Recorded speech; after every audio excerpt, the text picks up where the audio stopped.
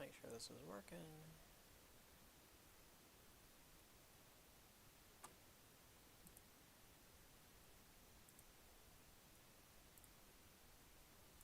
Okay. Great. All right. So, this is Intro to Western Civ. Originally, I made this PowerPoint before I did the whole intro PowerPoint. So there's a few early slides that, as you see, we're not going to go over. So, yeah, this was all the syllabus before. Just refer back to the previous video for that, and the syllabus and all that. Let's see. Yeah. So, what did I bring up last time? I don't think I had Hannibal. So let's talk. Oh, Alexander the Great, right? I want to talk about Hannibal. Second Punic War in Italy around the late 200s BCE. And why did this happen? And that's why we're still here. And again, we'll get more into that when we actually get to the late Roman Republic. And it's quite interesting. I mean, I'm a fan of the underdog, and certainly Carthage was by the Second Punic War. So, the definition of history. I mean, we all know what history is, but what does it mean? And for me, the easiest way to explain that is to ask you guys a question. Which of the following is not a historical structure? Now, I feel like I might have some fellow historians that might argue this, but for my purposes, here we go. So we have Stonehenge, we have the Colosseum, and for those of us that are actually showing up in person, we have the Continuum. So which of these is not actually historic? Now, a lot of times I'll have students say, oh, well, it's the Continuum because it's new. Well, what's new? At what point does something go over from new to historic? Was there a certain number of years? That's not what historic means. Historic means written record. So technically, Stonehenge is not a historic site. Now, it's a, quote, historic site in that it's important. Again, his words can mean different things. But in terms of history as a definition, it means written record. And there are no written records as to how Stonehenge was created. The creation of Stonehenge, as far as we understand it, is based on archaeology and anthropology. I wouldn't say paleontology, but not history. We don't have records of the people who built it, writing why they built it and how they built it and all of that. We can deduce that through various sciences, but for the Colosseum, obviously we have the Romans writing about how it was built and why it was built and when it was built and what they used and etc. And obviously the Continuum and modern day buildings, we have all sorts of freaking records and writings and whatnot as to how and why and when, etc. All right, so that's that. We mentioned the historical lens before. This is going to be the historical lens in your notes. It isn't in the new book that I have had to switch to because our old book went out of print, but I'm still going to keep it in the notes because I find it relevant. So, historical lens is the view of historical event based on present day circumstances. So, for example, the Roman Republic versus Roman Empire and Revolutionary America. That's something actually, I keep forgetting I took that class in grad school, where it was a not revolutionary, what was it called? Classical America. Because so much of our early American ideals, and even our founding fathers, were super into like Rome and Athens, like the classical era. And we look at the Roman Republic and the Roman Empire and see how like we want to be like the Roman Republic and we want to avoid the mistakes the Roman Empire made. And I mentioned, like Athens versus Sparta in the context of the Cold War, how like, Athens was more democratic and Sparta was more of an oligarchy, sort of technically a monarchy, but their monarchs didn't have a lot of power. But anyway, civil rights in historical settings compared to what we have today, that sort of thing. Which again, none of these are wrong, but it's just based on how we view them. So yeah, historical lens is how we view a historical event based on present day viewpoints. Oh, does my uh-oh, come on now. There we go. Okay. So, yeah, as I was saying, with Stonehenge, before writing, we have prehistory. So yeah, you need writing in order to have history. If you don't have writing, it's prehistory, which is why we still have like civilizations today. You've got like lost tribes, as they call them, which they're not really lost. They know where they are. But you've got tribes that are outside of modern day civilization that don't have writing, don't have written records, don't have written language. They're technically prehistoric. They don't have written record, written writing. They don't have, a written language, so they are technically prehistoric by definition.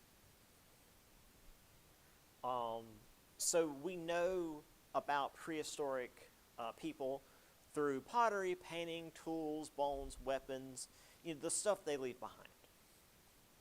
I mean, and honestly, we know about a lot of even historic groups based on the stuff they leave behind, as well as the written record, because, written record is going to be biased because it's written by people. But, a little bit of everything. Record's always very important for, obviously, the history part. But yeah, this is the realm of the paleontologist, archaeologist, anthropologist, as, again, I mentioned with Stonehenge. So you have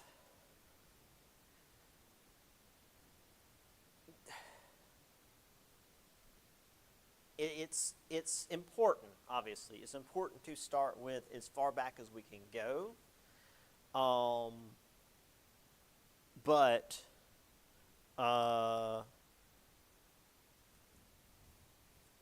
it's not technically history anymore. It's prehistory. It's no longer technically in our field. Now, the New Prehistoric Past, that was in the previous book. It was like a separate little section. We used to define the different periods of history as these ages based on the types of tools they use, the Stone Age, the Bronze Age, the Iron Age, etc.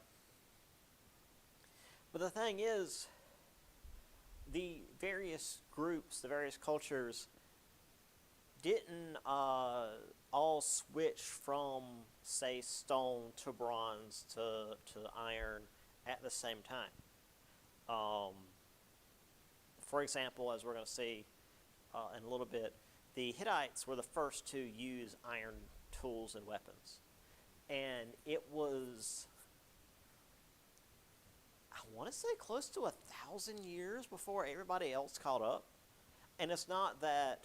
So you can't say, well, it's the Iron Age now.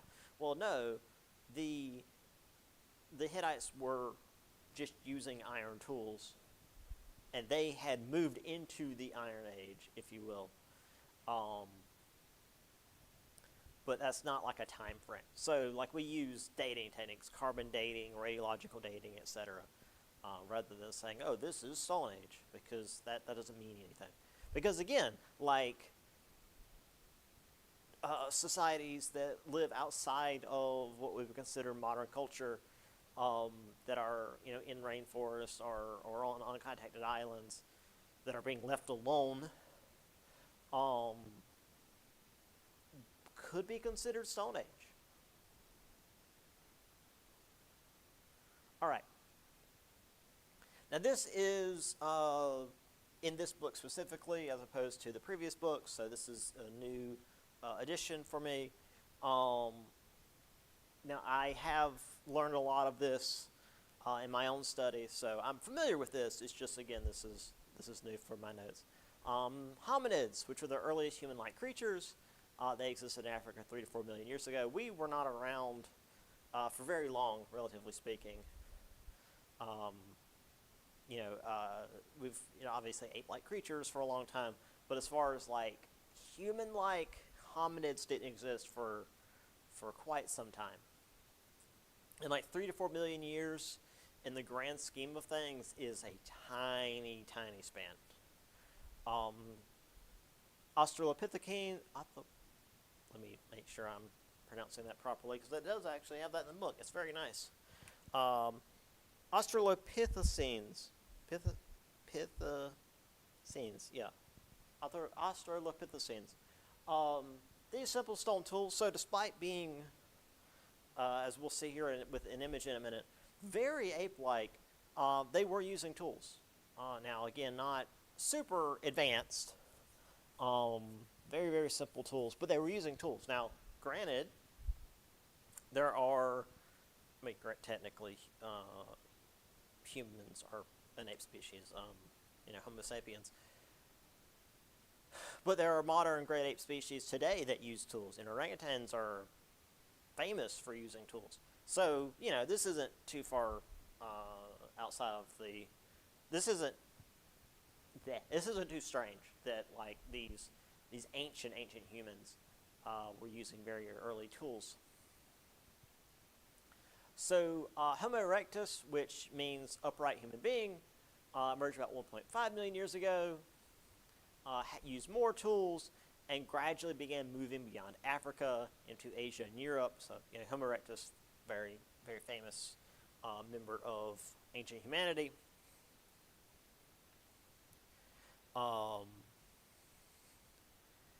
And we have the Homo sapiens, which is wise human being, and then also Homo sapiens sapiens, which is like, okay, that feels, I don't know, unnecessary, but wise human beings. Emerged in Africa between 200,000 and 150,000 years ago. This is modern humanity, relatively, like, anatomically speaking. As far as like the size of a brain case, how we walk upright, manipulation with our hands, etc.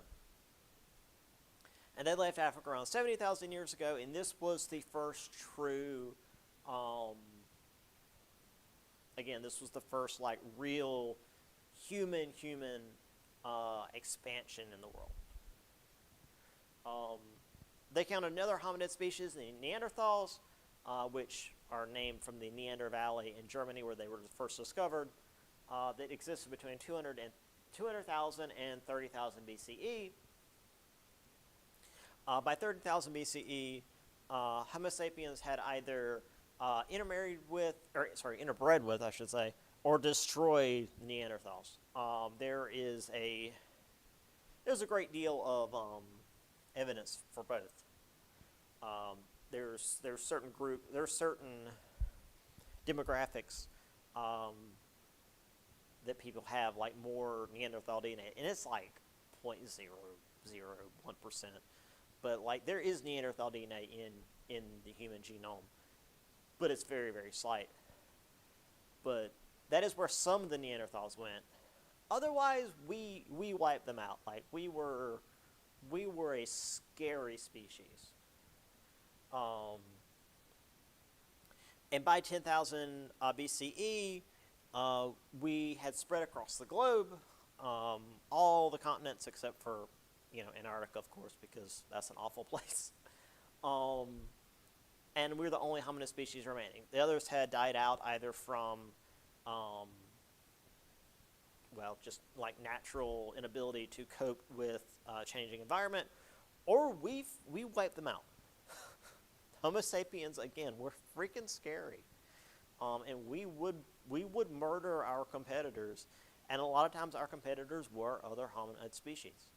Um, it wasn't just Homo sapiens. There were lots of other Australopithecines, Australopithecines, I should say. Um, yeah, actually, here we have. So Australopithecines africanus, afarensis, I should say. Homo habilis was just like a smaller Homo erectus, and then you've got Neanderthalis, and then finally Homo sapiens, which is again the modern human equivalent. And I want to say Homo erectus did eventually gradually evolve into Homo sapiens, but there were still, because it's not like they all just disappeared into Homo sapiens, because that's not how evolution works. We wiped a lot of them out. But anyway, I don't need to focus on that. That's not really in the book, but that's something that I've learned over the years. We were scary. Not that we currently aren't scary and doing a lot of scary things to the world, but So Paleolithic, which means old stone in Greek, which is, let's see, 250 million to 10,000 BCE. Sorry, not 250 million, 2.5 million. Wow, that was way off. Bone flutes, fertility figures. There were a lot of cave paintings, animals, people, symbols, etc. They were hunting with simple tools, gathering berries, roots, and whatnot. So very early, simple hunter-gatherer societies. Around 500,000 years ago, these groups began using fire to an extent that we have evidence of it. Obviously, some groups might have used it before, but as far as widespread Homo sapien using fire, that's when this began. It made it so that food was easier to eat because it's easier to digest when it's cooked. People were dying less from foodborne illnesses. That we were able to get more nutrition from the food, that sort of thing. Because despite what you might hear from some weird, dude bros on the internet, eating raw food is a bad idea. FYI. Also, we've got cave paintings in Chauvet and Lascaux, in France. They showed celebrations, richness of life, and really this early human culture that we often don't think about. I also actually saw a little thing on this recently online as well. The algorithm is clearly stalking me, but when you think of cavemen, which again is a bit of a misnomer, although some of these groups did clearly live in caves, hence the cave paintings. They were dumb and brutish and lived really boring lives, but that wasn't necessarily the case. They were painting, they were making art, they were making sculptures, and in particular these cave paintings, they were painting these animals that they were hunting, and they were painting celebrations of these hunts, of when they were successful, when they were victorious, if you will, because they knew that they would be able to feast for days and live, and it was it's an expression of culture. And again, I've got an image here of these huge bulls. You've got deer in the background. A lot of these were like painted over because you've only got so much cave wall to work with. So they would paint, and you've got like a horse up at the top. They would paint a scene, and then later groups would just sort of paint over it. So yeah, it's just like, I guess, modern day graffiti, Just think of that. But yeah, and they would paint what was important to them, and for the people who were hunting and gathering, and like their lives depended on the success of these hunts, they painted the hunts.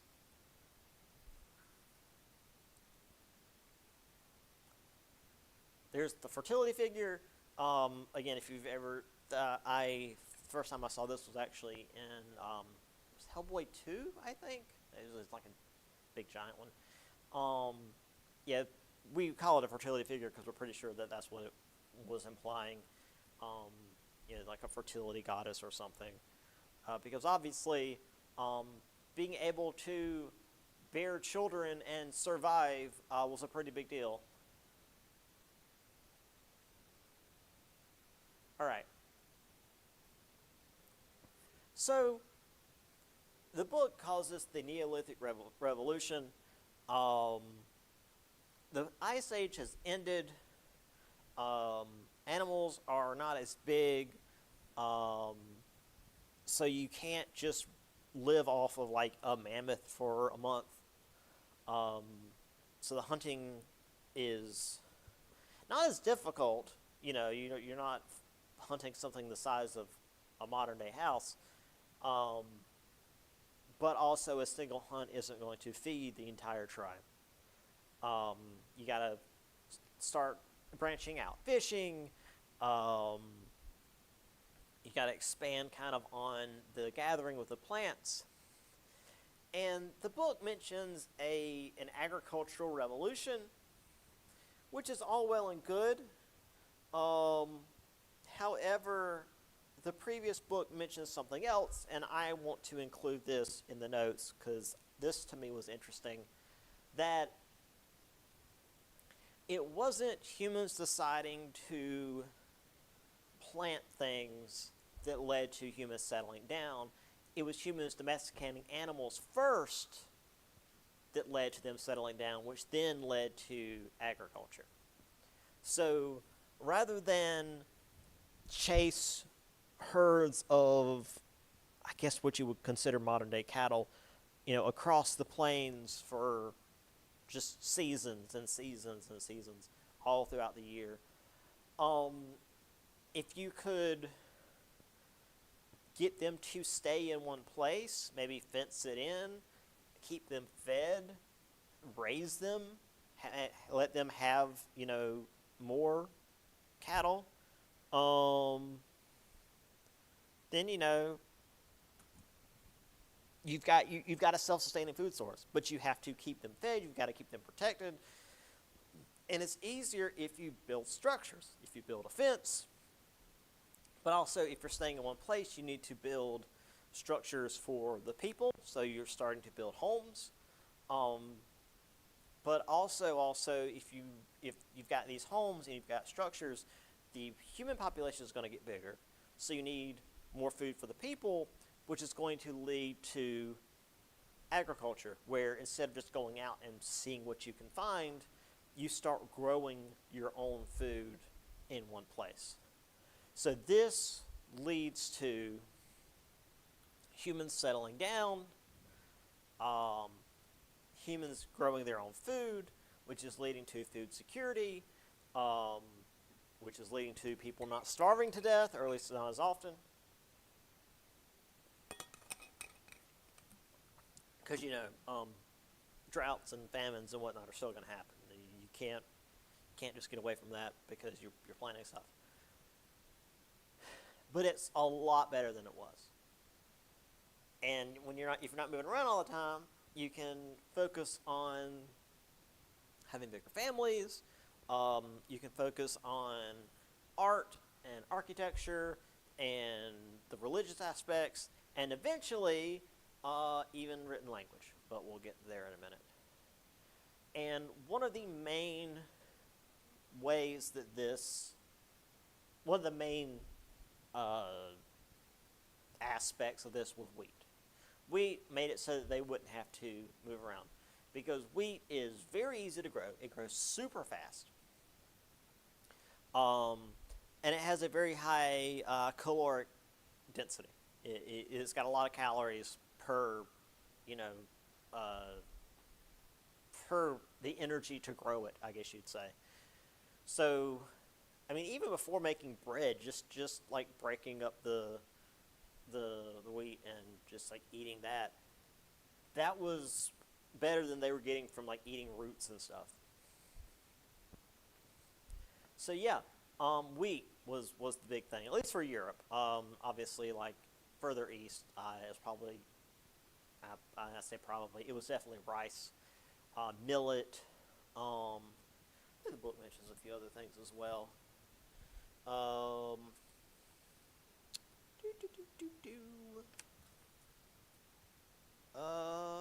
Wheat, barley, lentils, rice and millet and yams, beans, potatoes, and corn in the Americas.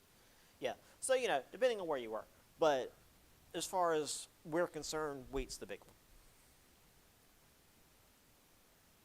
one. Oh, yeah, 10,000 to 4,000 BC. Yeah, I put some of these up later, and I forgot that they would then pop up later. So yeah, this time, the Neolithic Revolution, 10,000 to 4,000 BCE, so leading up to, well, writing. All right. And then also, art started depicting people more prominently, because since people were settling down, since people were settling down, they weren't as reliant on hunting anymore to survive. And, well, they weren't as reliant on really nature anymore to survive. Now, granted, just as today, they were still reliant on, the farms to survive. If you had a bad enough weather catastrophe, you would still starve. But the people had greater control of their lives. So art started depicting people more prominently. The culture started to shift to favor humanity, really, rather than, we're surviving and, these animals are what's helping us survive. It's like, oh, we're doing good because, we're making it ourselves. So here is Stonehenge. Obviously I had that image earlier. This was a Neolithic structure. Again, though, before writing, so we don't have, we have ideas of how it was built and who built it, etc. But we don't definitely have any records. So again, hence why I had the thing earlier. All right.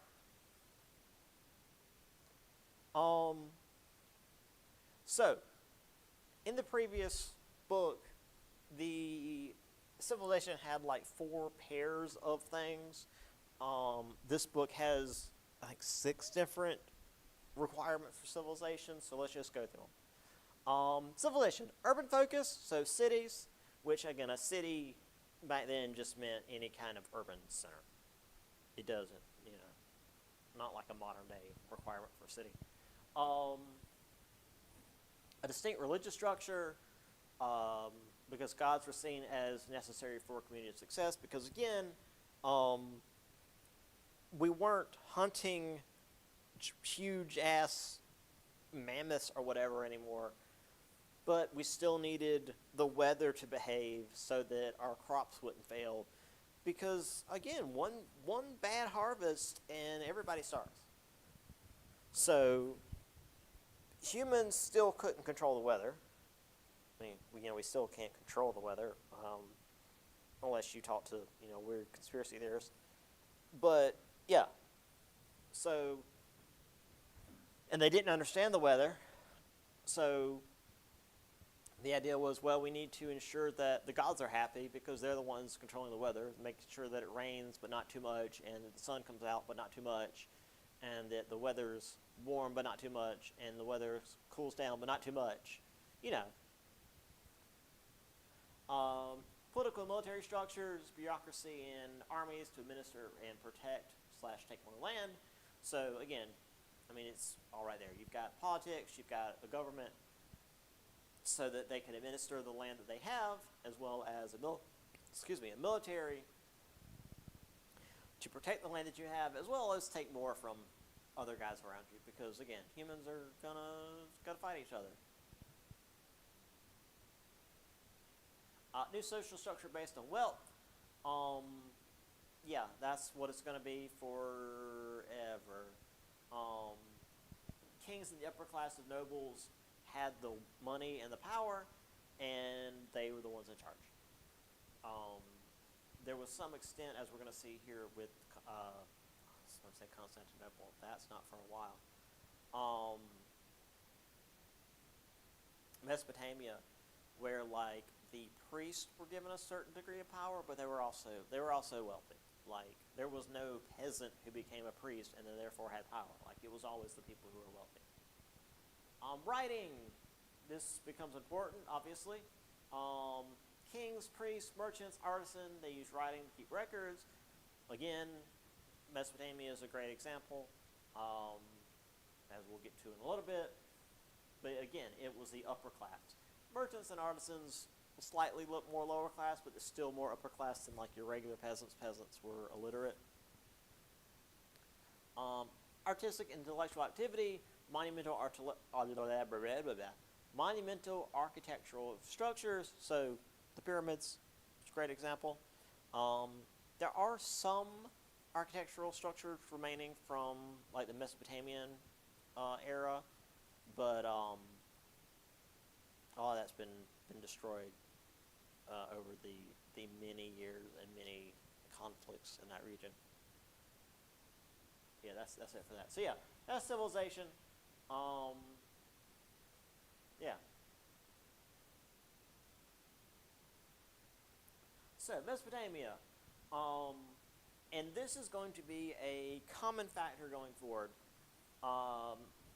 in that it is geographically driven.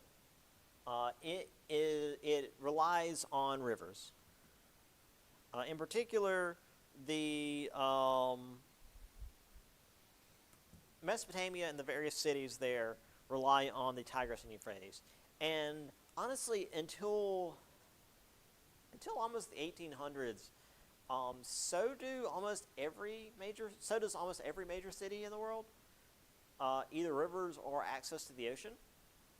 I mean, think about it. Think of like the East Coast here in the U.S. Like we're all the main cities are on the coast.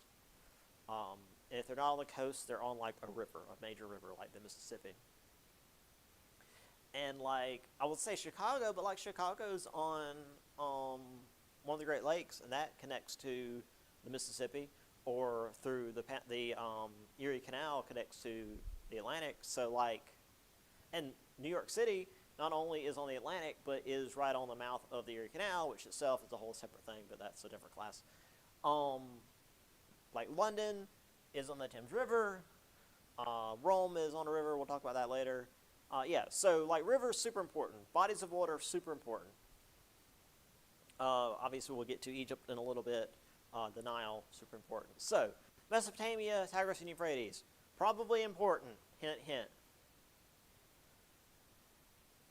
So, again, this was before the Mesopotamians actually started the writing, so we're not super sure how they formed because they didn't write about this period of their history.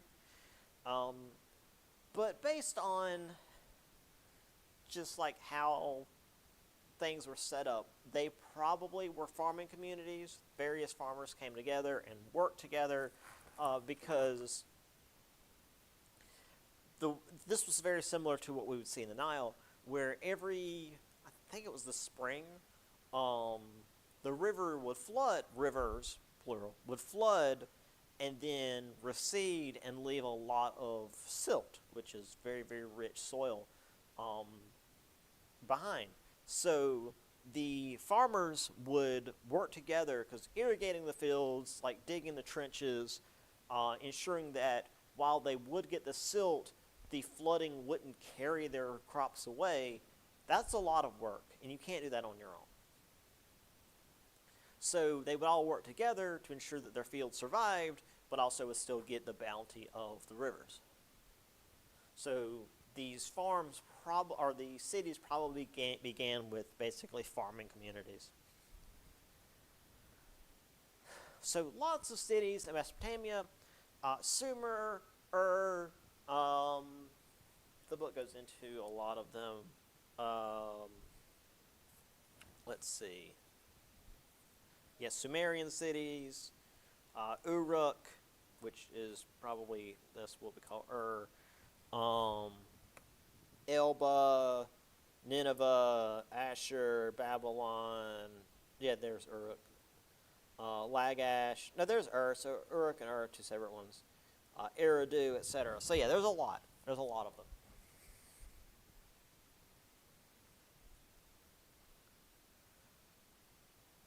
So again, if you have the book, they take a little bit of time before they actually get to the writing section.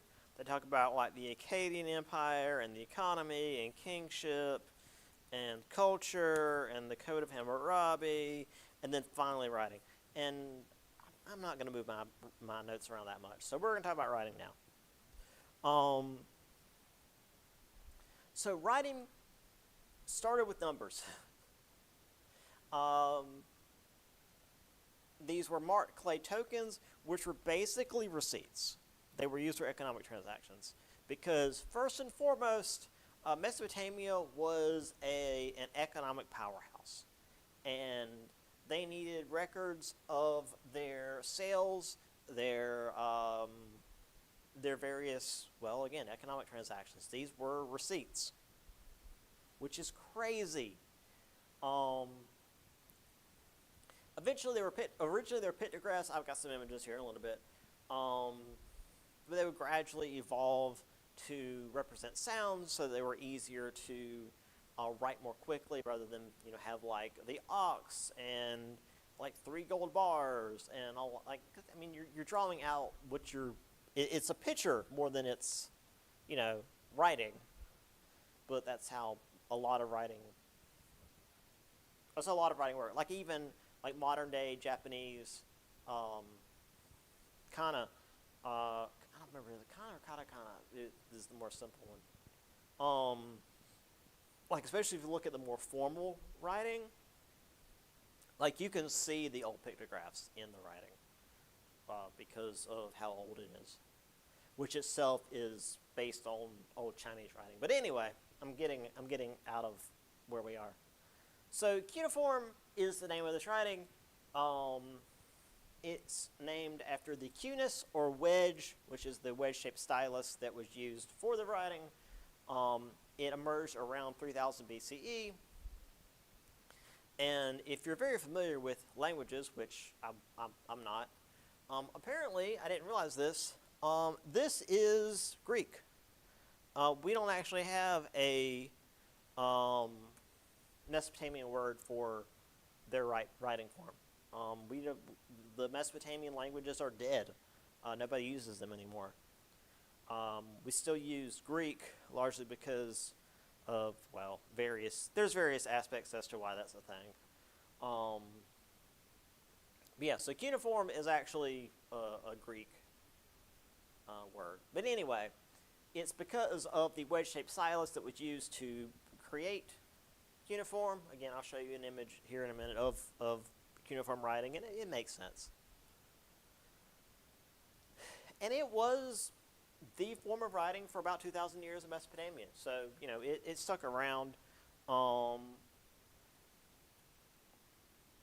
And again, it was specialized, though. It was only really used by scribes and priests, but again, merchants as well. But the upper class, regular regular people didn't use it. You didn't have, well, I mean, I guess I was going to say you didn't have little Jimmy writing in his journal, but actually, the book has, where is it at? The book does actually have a section, yeah, Sumerian schoolboy. Written by a teacher as a copying exercise for pupils, narrates the daily activities of a schoolboy, experiences numerous trials and tribulations, including being beaten for improper behavior. Came into being in Sumer around 2500 BC. So, I mean, which I guess if you're going to school, you're going to be upper class anyway. So, like, because I think it also mentions, like, his father was a nobleman.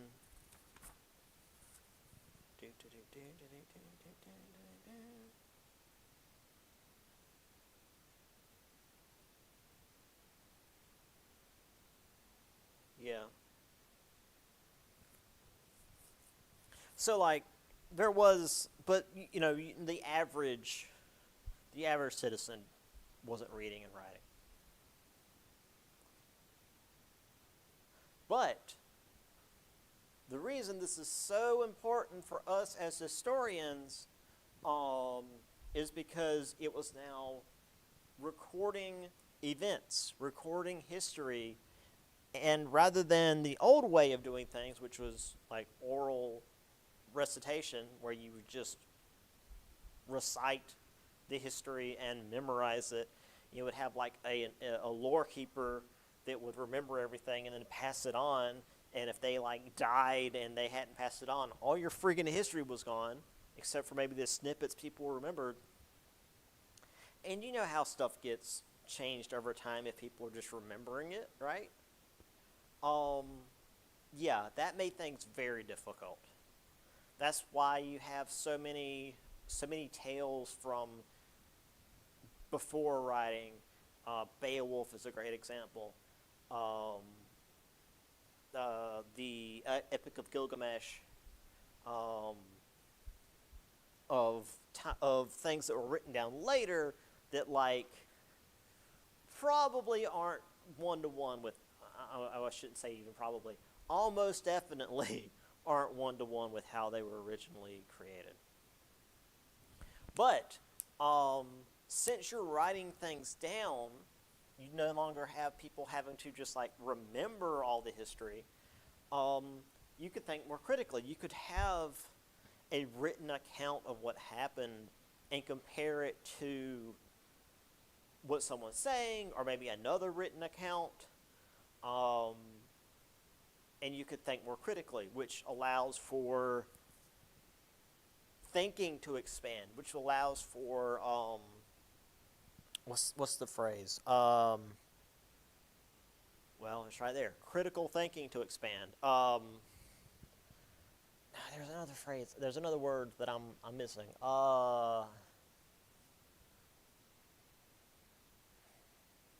It just allows for people to think beyond just like survival, essentially, because things are being written down, and you can refer to that without having to just keep everything memorized.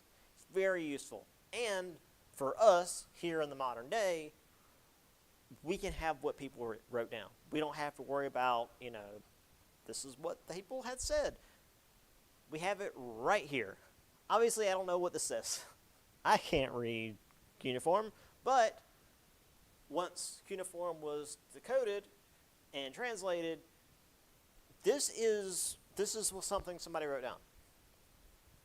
And we now, we have what somebody wrote. Now, granted, this might just be a shopping list. Who friggin' knows?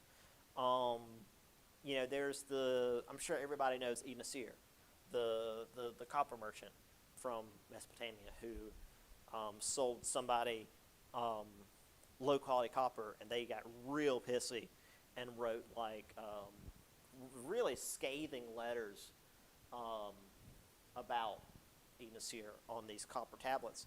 And Enasir, being, I don't know, this masochistic weirdo, decided to keep them. He had a bunch of these these clay tablets in his home. And the thing about them, and this is again something I learned relatively recently, these clay tablets, they weren't meant to be permanent. They weren't meant to be kept around. You wrote them, you used them for whatever, and then you dunk them in water and you just like rinse them, and it would get soft again, and you could use them for something else.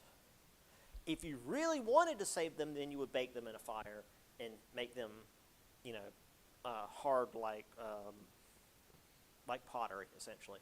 So what happened is Enasir had these clay tablets in his home because, again, he was a weirdo and decided to keep all the complaints about him.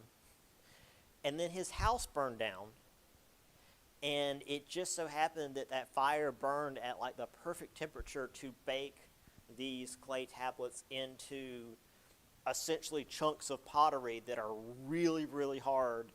And I'm not going to say impossible to destroy because, obviously they can be destroyed, but they're really well preserved. And so now we have freaking Enasir, the bad copper merchant, who is famous online for his bad copper. So yeah, thanks Cuneiform. We know about Enasir. Yeah, it's good stuff. It's good stuff. This isn't, I don't think this is a complaint about Enasir. I really should have grabbed one. But yeah, you're welcome to do a paper on Enasir if you feel like it. Anyway,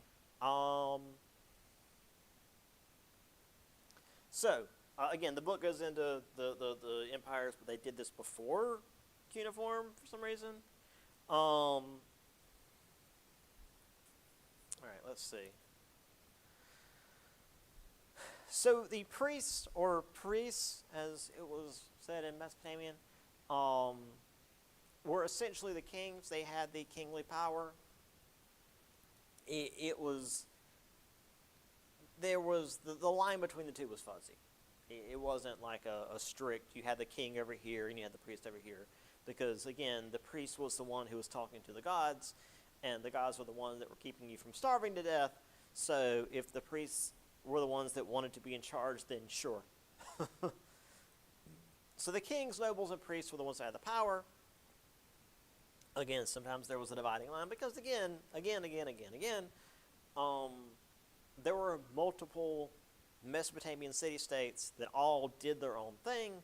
Some of them had separate kings from priests. Some of them, the kings and priests were the same, etc. The nobility was essentially like a step below the kings and priests, but were still much higher than everybody else.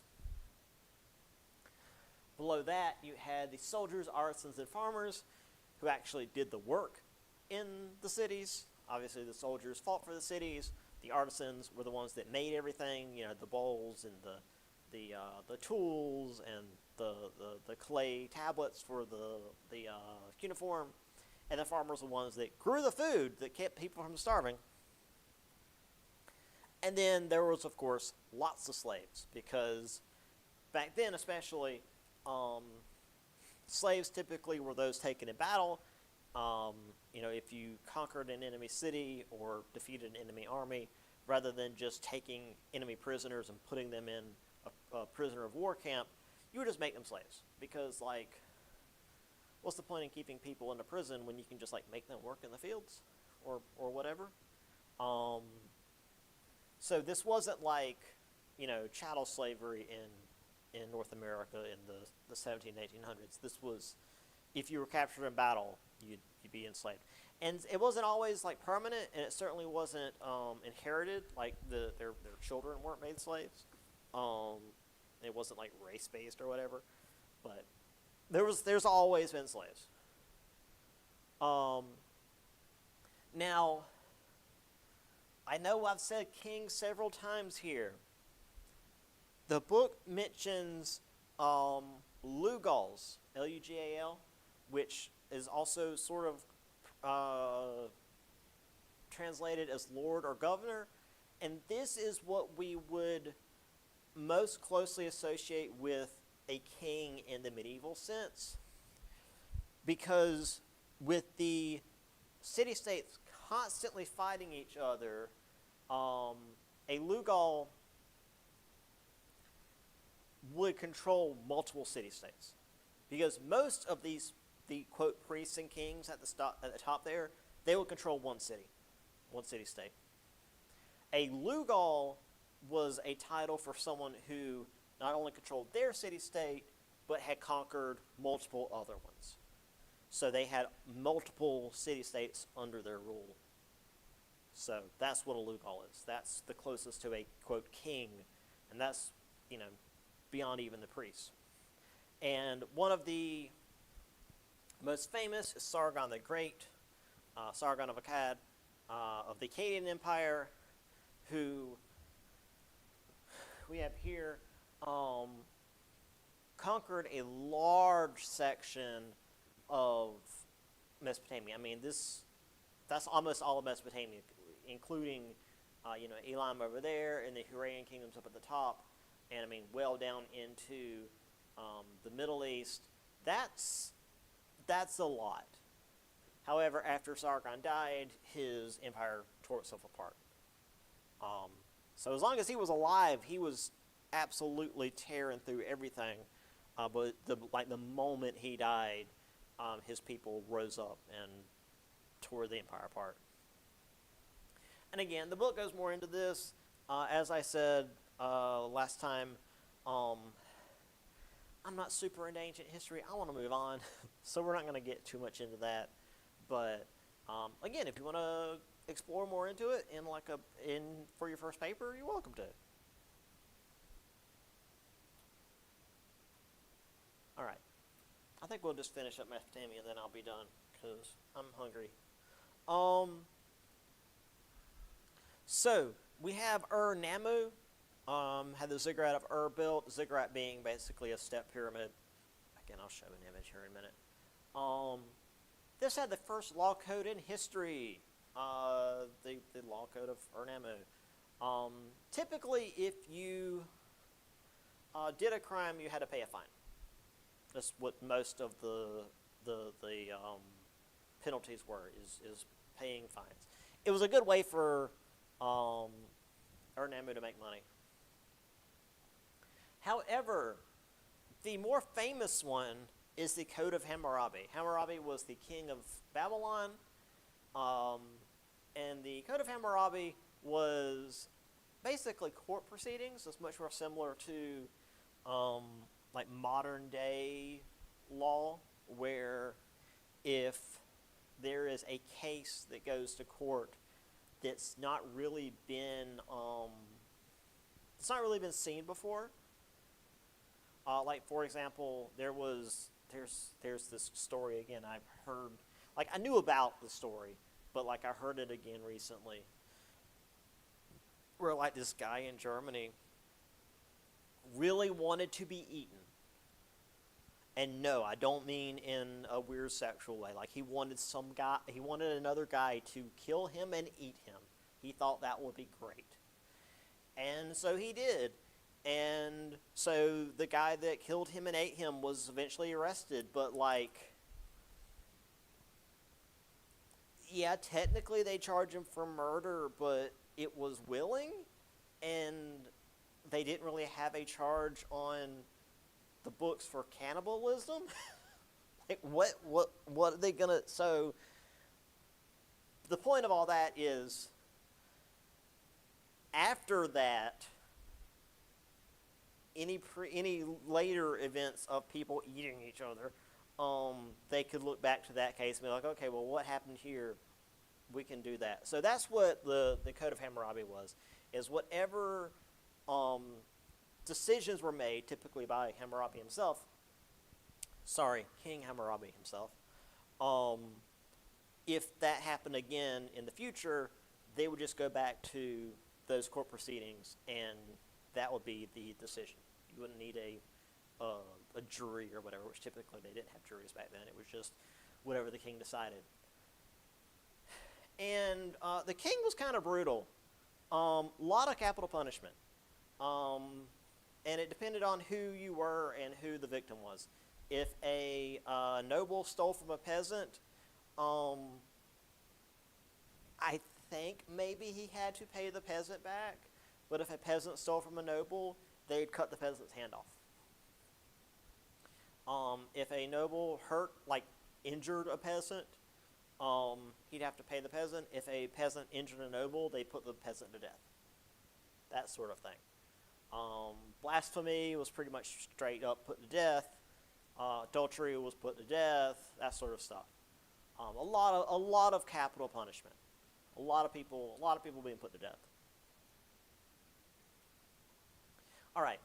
As far as the culture / religion, it was very polytheistic. Again, they relied on agricultural prosperity to survive, so they relied on the weather. And who controlled the weather? Well, not them.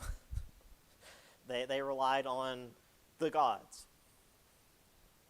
So priests were very important because the priests are the ones who were in communication with the gods. So again, therefore, the priests got a lot of power and a lot of riches. However, this made a lot of kings unhappy. So a lot of kings just started taking duties away from the priests and doing them themselves, so that the kings would become more important. Just a lot of back and forth with that. Sort of, they didn't really. Sorry, getting ahead of myself. So the word pharaoh in Egypt, that's not a correct term. They were just kings. However, our modern day understanding of the quote pharaohs of the old kingdom, of where they were seen as living gods, that, while is essentially true, that's what the Mesopotamian kings are trying to accomplish, is let's not have the kings and the priests separate. Let's just, all of it is together. Because again, the priests were super important, and the kings did. The priests were important, and the kings didn't like not being as important. So this is the ziggurat of Ur. I believe this has been rebuilt since long ago. But this is, again, it's a step pyramid, similar to many others throughout history. Because again, humans like stacking blocks in a pile. We're good at that. All right, we're not going to talk about Egypt yet because we've only got 5 minutes left. Yeah, we're not doing that. So we'll finish up with Egypt and the other stuff next week, and move on to the first part of Greece. Again, as I mentioned last time, I'm just skipping chapter 2 in the book because it just goes into more detail on some of the further eastern powers, including Persia. But we talk about Persia in the Greece chapter because, they're a main antagonist. They're the main antagonist fighting against Greece, so we'll talk about that next chapter. Anyway, see y'all next Tuesday. And until then, have a good weekend. Bye for now.